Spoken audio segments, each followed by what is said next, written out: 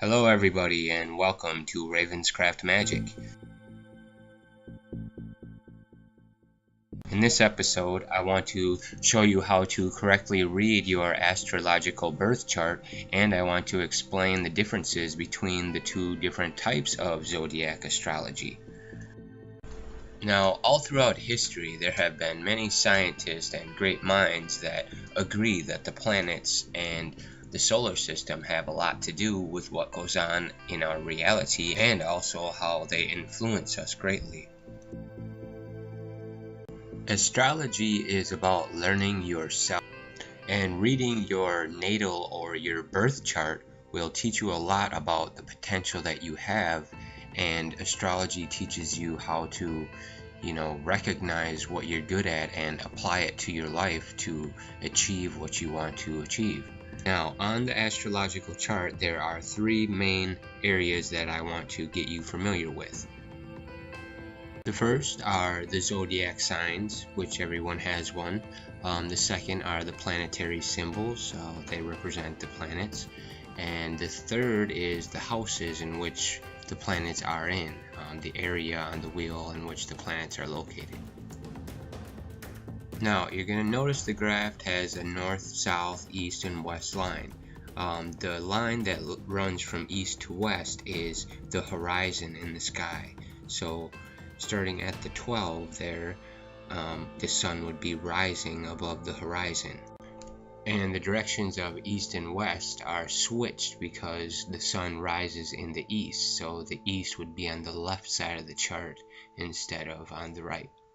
Now, the numbers that you see here, 1 through 12, represent each house. There are 12 houses and they section them out into 12 equal spaces. There's a lot of other graphs and charts out there that you can find on the internet, but this one works pretty good for me. Like I said before, the three main things are listed here on the graph: the zodiac signs, the planets, and the houses. This is what it looks like all together on one chart. Now, you can see the letters AC on the left side of your screen on the graph here. And the AC stands for ascending, and that means your point where the sun or the planet is rising above the horizons. And the first thing you want to look at, the thing that determines your zodiac sign, is the placement of your sun. Now, you have to find the placement of your sun and figure out which house and which zodiac symbol it is in.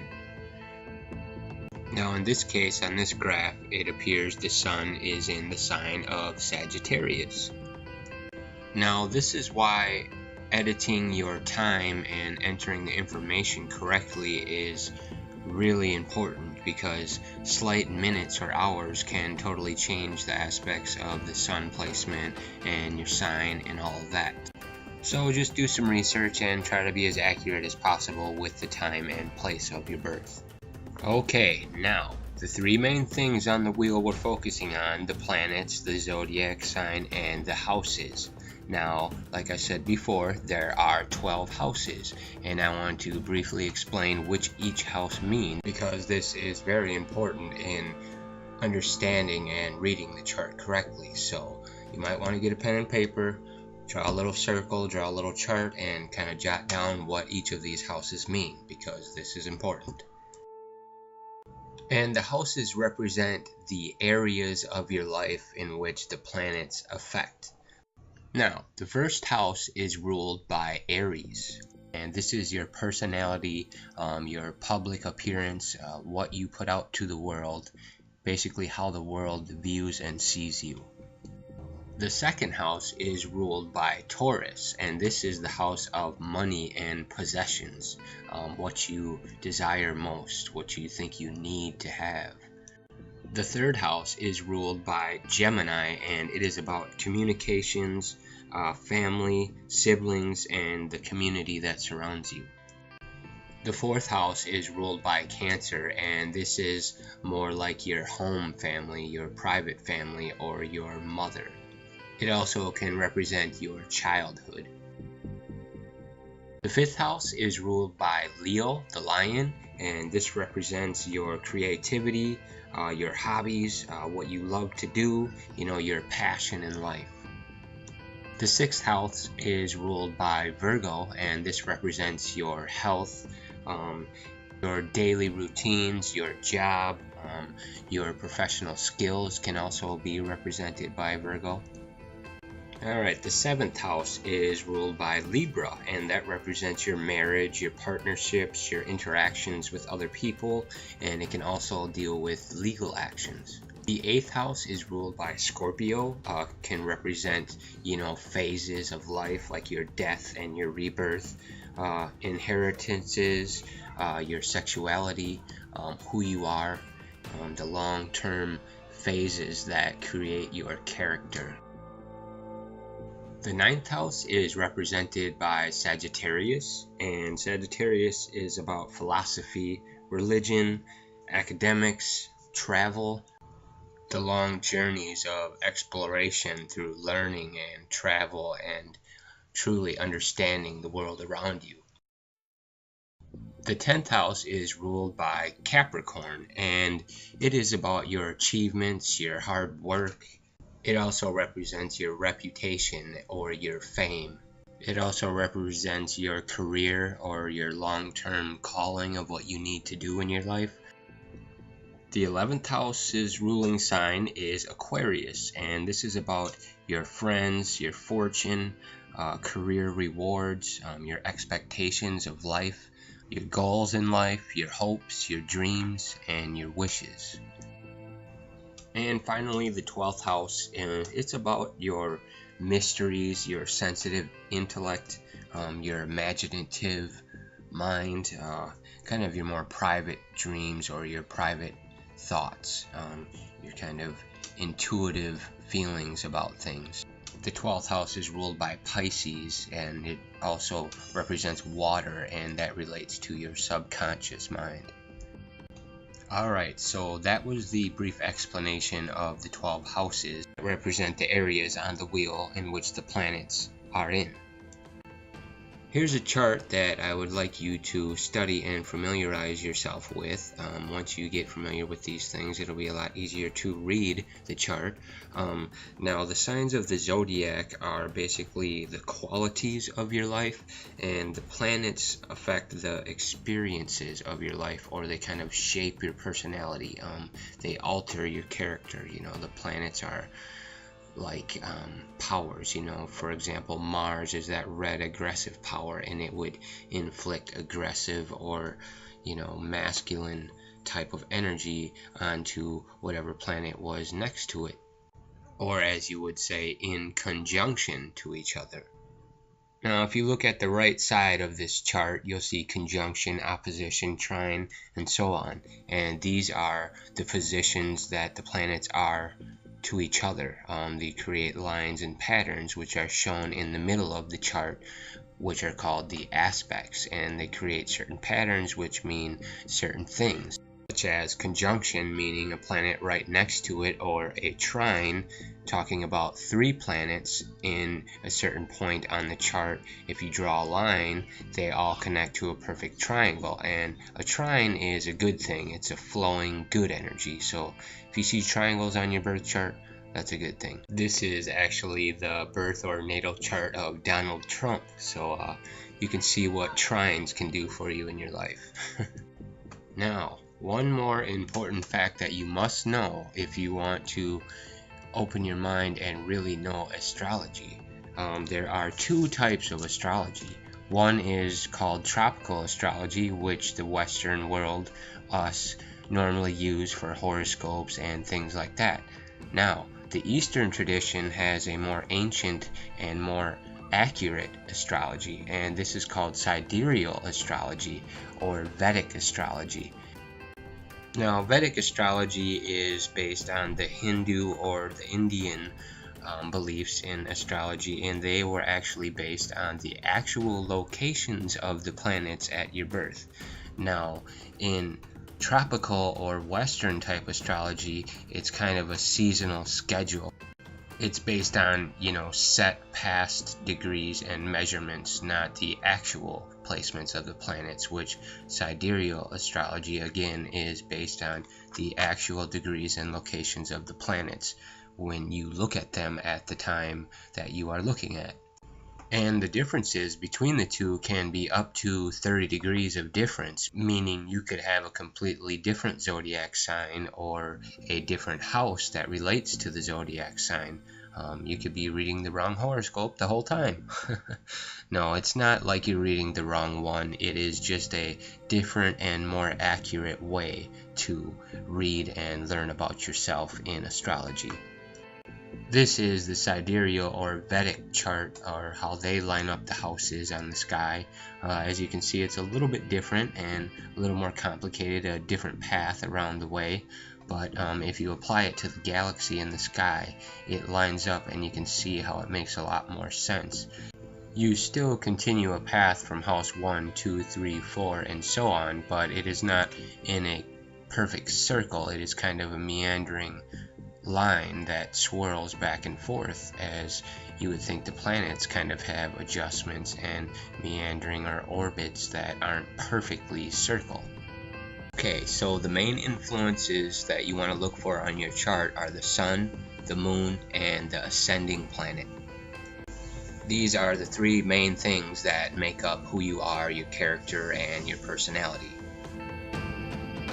Okay, so back to the basics. Now, if you are just looking at your birth chart and you want to know what your zodiac sign is, what your influencing planets are, and your main reading, you find the sun on your chart. The sun represents the self, your personality, your outer image that you present to the world.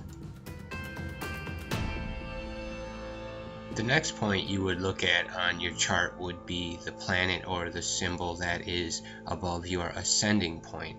Now remember, I said the ascending line is the horizon of the sky, and right above the ascending point on the left side of the chart where you see AC there, the planet or symbol that is there is your ascending planet, and this influences your character and your personalities as well.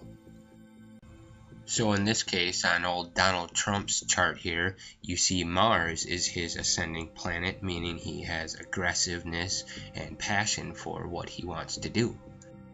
His Mars is in the 12th house, which I said before represents your subconscious and your dreams, so he is very aggressive at achieving his dreams, and he is always subconsciously or consciously working towards his goals.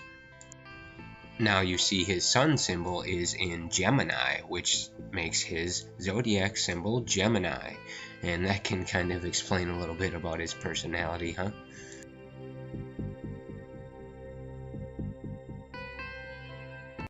Gemini is the twins. They have two personalities, or they represent the two polarities, the negative and the positive of everything. And you can also see there are other planets right next to it or in conjunction with it that have a lot to do with how his personality is and alter the way he is. Now, if you ever felt like, you're reading your horoscope and it doesn't seem accurate, well, this might be why. Check out the sidereal astrology, the more accurate reading. You could be reading the wrong horoscope, check out the other one. Explore, open your mind, be aware that there is another type of astrology that is older and better in my mind. And there's another way to read the chart. If you want to read where your moon is on your astrological chart, there is moon astrology as well. And the moon is more of your inner self, your emotions that are inside you, the more private character that you are at home. The moon is about your inner self and how you feel inside, what you keep private. And the sun is about your outer self and what you let people know about you. Now, there is also planets associated with each zodiac sign. As you see on this chart here, Saturn rules Aquarius and Capricorn. Scorpio rules Mars, Venus rules Libra, and so on. Knowing this can help you kind of figure out which planet relates to you the most, and you can kind of study that planet and figure out a lot more about how it affects you. So going back through the series I created, I explained all the planets and their influences and described a brief explanation of the gods and the deities that are associated and represent them. Now obviously the ancients were aware of these powers and what they could do if you worked with them, and that's part of astrology, is learning when the planets are easily workable. There's something called retrograde, when you should not work with that planet.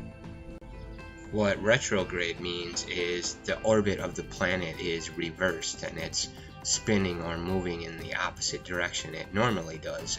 And when a planet is moving in the opposite direction it is normally used to moving, it deflects things and it does the opposite of what you want it to do.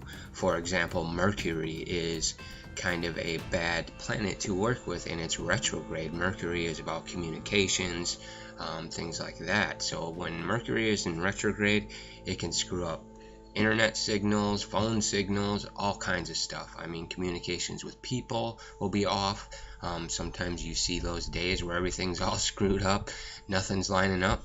Maybe you should study the astrology chart on one of those days, and you might find that Mercury was in retrograde, and it does have influences and effects on the rest of the universe.